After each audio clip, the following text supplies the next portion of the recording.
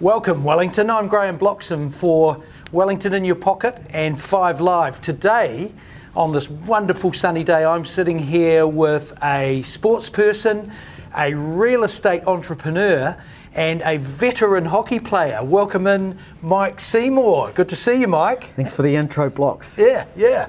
I think what we're trying to achieve out of this interview today is a bit of a dig into Tall Poppy, a company that you lead and helm, and try and find out what the hell is going on in this property market.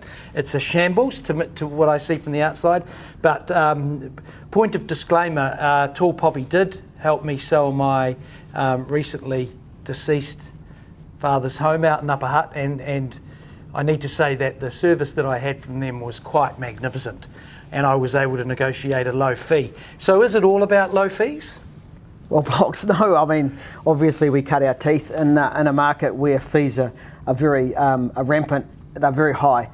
Some people will say, how on earth can real estate salespeople charge that sort of money and lie in bed straight at night? But I mean, it's a lot deeper than that. And I guess at Tall Poppy we've managed to sort of get a blend of what we think are fair sort of fees, coupled with great service and good technology. Yeah, but isn't 20 grand quite a lot of money for selling a home? Of course it is. And you say that you do more in marketing. Are you starting to help people with more marketing support? Is that what you're saying? No. Well, I guess to be clear, when I said that, in New Zealand traditionally, you enlist the services of a real estate salesperson, and them and their company, or they'll come and sell your house for a fee, and invariably you end up paying for marketing, and invariably you pay for that up front. It's quite considerable sometimes, so especially if you've got a prestigious house. They tend to get you to do a bit more marketing, and sometimes Blocks, this can be anywhere between $1,000 and $10,000, just depending on the property. It can be even more, and given that 50% of Kiwis have got less than $2,000 in the bank saved, it's quite a barrier. So we created, part of our offer was to not just have a little token amount of marketing, but a significant amount that was able to really leverage the audience that you're selling your home to, and do some great real estate, and we sort of lead the market in that regard. Well, what does the average person do though? Don't they go to sell their home and then it's such a big decision, and aren't they looking to buy a new one? So there has to be tell us how all that works. Well, I guess different in every case, but you're right to say that. I mean, the house sale is normally the single biggest financial transaction in anyone's life. Therefore, it must be treasured. The sort of things that people sell their home for, if I wanted to create a small but fast list, death of a family member, marriage and expansion of a family, divorce, new job, and new job and moving to a whole new area, massive upheavals in a person's life. And the brand Tall Poppy looks to be quite playful, and it's colourful, and what I've noticed is a bit of support in the community. Can you expand a bit on that? Yeah, well, I guess, I mean, we're probably the first, what you'd call virtual brand, in that we don't have offices. We don't have offices for a primary reason, that you don't need them anymore. But what it allows us to do is we don't have to carry the overhead of offices and admin staff and all of this sort of thing, because our systems, processes and well-trained people do that. We can afford to charge less, and what we have done over the years is we've created a calculator that banks the savings between what the traditional companies charge and what we charge. I think we're up to 82 million as of today. You've made 82 million, is that what you're saying? We've saved Kiwis 82 million, and again, to be clear with that, is we've saved Kiwis $82 million from the transactions that we've transacted. Yeah. We don't calculate the savings from when we've modified the market. So now when we're in the mix, all of the other real estate companies will end up are cutting their fees down to a level closer to ours, which saves people money anyway, and we don't add that in. And that's one really interesting point about real estate, is that it's the most clandestine thing. Where else do you go to buy a service or a product where you don't know the price? Well, can I just take it back to the question? You seem to have got yourself a bit excited about the money that you save. I asked you what you do in the community. Sure. And for charities, because I get the perception that it's a good brand. Certainly the person that looked after me was a good man, and he went the extra mile, even to organising painters and staging the home with a blow-up bed, which I popped. What are you doing in the communities? So every community is different and has different requirements, but we're a franchise-based model. So we have a leader in a community, and say you're talking about Upper Hutt, for example. We have Brian Childs out in Upper Hutt. I think you sold your house with Russell Oliver from memory. And every area, what we try and encourage them to do is, again, because we're virtual and we're pretty much innocuous apart from our advertising and our signs, we like them to connect with the community in some way. And every single one of our franchise areas does it in a different way. But what we do behind the scenes is we support them with collateral. We certainly support them with mentoring to get their team working for some cause. So again, Janet O'Shea in Tauranga South and her team, they goodness, they do a whole lot of community activity where they raise money for various things. Last year in Kapiti, we supported the KYS, the youth support program out there, which is actually unbeknown to us until we got amongst it, is a world-renowned youth service. And I'm born and bred Kapiti, literally lived 2 blocks from the Kapiti Youth Service. So I think we raised about $10,000 for them last year. So yes, we're active in the community, and again, we just push our guys to work with the community that they're in. You're looking pretty fit. How are you going in the fitness stakes? You're pretty good. Oh, I could be a lot fitter, Bloxy.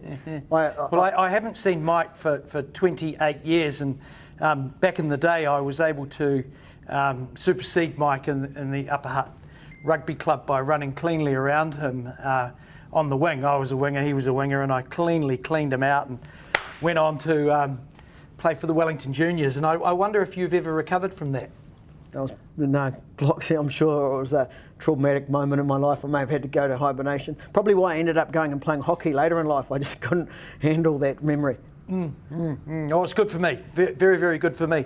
So I'm just wondering now, what's next for Tall Poppy and the brand and the people? How many are you nationwide? Yeah, I think perspective's an interesting thing with Wellingtonians and Tall Poppy, because Tall Poppy started in Wellington. Yet Wellington City, Central City part of our business, is probably one of our most underdeveloped and weakest areas, and there's probably a story behind the evolution of the business as to why. But it would surprise maybe our listeners to know that we are now, we're not nationwide yet, but we're moving around the country quite rapidly, around regional New Zealand. We're up to 189 salespeople. Oh, wow. So we've become I guess not a small business, we're a more substantial business. But I guess the key thing is that when our brand's got a unique offer, and that we've got a unique flat fee structure, and we've got a unique marketing package. And when we put that with good agents around the country, we seem to light fires and grow rapidly. And so, just by example, I think the area you'd be surprised to know that the Nelson, Tasman, Blenheim, Picton, Marlborough Sounds area, we're about the same size as Bailey's, and both market leaders in that area. We are, we are in the Central Otago area, Alexandra, Cromwell. We often have 35-40% of the market. Most areas where we have established agents, we're well above 15% of market share. And when you consider that there's anywhere between 10 and 16 different real estate agencies, it's quite substantial for a small player. So I think we're the fastest growing real estate company in New Zealand. And so we expect to keep growing. This year we'd like to grow up the east coast of the North Island, Wairarapa up to Hawke's Bay, Gisborne, and start to push a bit wider. We've got one agent in the Waikato who's smashing it, but we want to grow in those areas. So, I guess our long-term goal is to be national, but as a company, we're trying to stay within what we can control, and that's just to chunk away at little areas, work with the communities, keep growing and expanding, and adding value. That's wonderful. Well, I wish you well, and I just one last question is something that's been on my mind.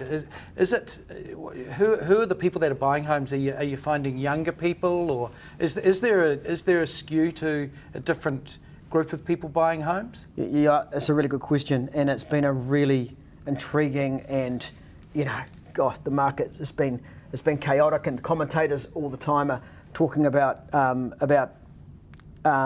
everything from the sadness around new home buyers not being able to access the market and whatnot. But what we actually see is that I think March, when they bought the LVRs to try and quieten down the investors, and the first home buyers came back into the market. But ultimately, I could not have fathomed a few years ago that a young person could be on not that much more wages than they had back then, could be staring down the barrel of anything from a $600,000 to a $900,000 mortgage, and be happy enough that they were going to be servicing that. And I guess that's a symptom of interest rates. Yeah, but that's a massive burden to carry when you're a young person with a young family. Tell me, what's the story I hear in the media about sunset clauses? I'm not familiar with the media activity you're talking about, but unscrupulous developers having sunset clauses in there where they develop a home, they sell it to a person, the person buys it, they then, for a fee of $800,000, and then the developer thinks it's worth $1 million, they cancel the agreement on the poor person, yes, and then sell it for $1 million. Yeah, and that's true, and that does happen. Look, we deal with a lot of developers, and I'd have to say I don't find all developers unscrupulous, and not everybody is driven by maximising the amount of money out of everything, particularly when a market's running like this. What would Tall Poppy say if you came across a developer that did that?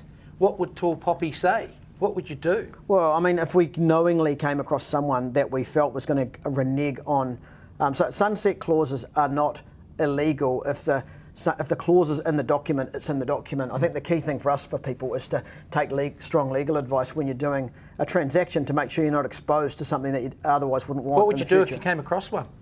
A sunset clause, or a person who was using it, as many are. Now. Well, I guess this, like, you're asking a bit of a weird question. So as an individual, I would frown upon. As the owner of the fastest growing real estate company in New Zealand, yes, what would you do if you knew a developer had agreed to sell a house for $800,000 and then cancelled that person out that you had sold it to, and then they came to you and said, I want to now sell it for $1 million?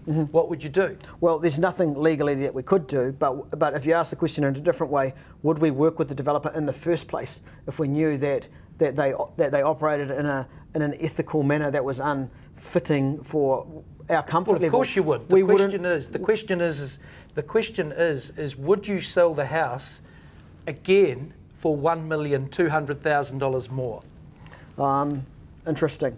I don't know. I've never had to come across that, Blocks, and we would have to represent the interests of our agent that's bringing it to us. So we don't have an overarching ability to control all deal making, but we sit on a very high ethical and moral spectrum. Our company are driven clearly by values. We're a strong values-based company, and again, when going back to sorry to take this in a slightly different direction, but going back to the real estate sector, sunset clauses you may think that a developer shows a morally inept behaviour by using a sunset clause, but real estate salespeople rank one above sex workers in terms of the most trusted professionals in New Zealand. That's a weird indictment, and you go, most of the ones I know, they're great people, but so why are they ranked one above sex workers? And it's because they could be great people, but everybody tends to follow the earning potential or where the money is. And in a sector where, not in Tall Poppy, because we have one agent lists a house, that agent sells a house, knows all about it and runs the whole process. But in the traditional agencies where they're sharing commissions, and somebody can get an advantage to grab a commission by bringing a buyer to that property, and they only get value out of that or commission out of that if that buyer you get this tension that goes on, and that's why we're only trusted one above the sex workers, and that's why when people are faced with I'm going to earn some money or I'm not going to earn some money, they typically will go in this direction, Blocks. Well, you have taken that question in another direction, and thank you. Well, while I've got you here, Mike, I've obviously 5 Live is part of Wellington in Your Pocket, which is an experience engine where you can glue businesses and experiences together. Can I put you on the spot and say, what would you do on this beautiful night tonight if you were going to go out and do an experience for you and someone else? Oh, you definitely put me on the spot, Blocks, but...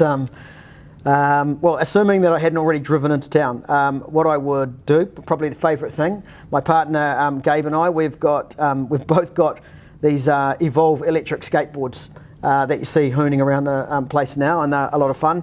I guess catch the train in from Parramatta into Wellington, jump on the boards, grab a gelato somewhere at probably around an Oriental Bay, bladder around to the end of Oriental Bay, come back, beach Babylon, grab a bite to eat. And then slowly probably get a coffee on the way back somewhere and work our way back and then have a nice cruisy evening. Awesome. Well, I don't know how you keep that fit, looking like that, hanging out on electric skateboards, and eating ice cream. So well done, and thank you again very much for coming into the interview. Thanks, Blocks.